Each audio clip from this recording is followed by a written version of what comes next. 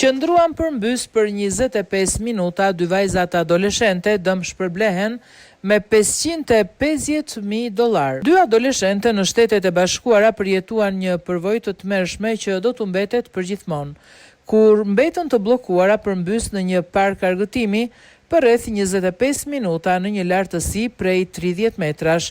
2 vjet pas incidenti, dy vajzat e reja morën kompensim në total prej $550.000 pasi shkuan në gjykat, shkruajnë mediat. Citlali Gomez Alias, atëherë 13 vjeç, dhe Eva Janota, 14 vjeç, po festonin vitin e fundit shkollor me një shëtitje verore në parkun argëtues Oaks Park në juglindje të Portland, Oregon. Megjithatë, në 14 qershor 2024, argëtimi i tyre u shndrua në një mangë, kur loja atmosfer fir, e cila rrotullohej 360 gradë, u ndal papritur ndërsa ishte në funksion. Dy adoleshentët mbetën të bllokuara me kokën poshtë për plot 25 minuta, duke pritur që ekipet e shpëtimit i lironin.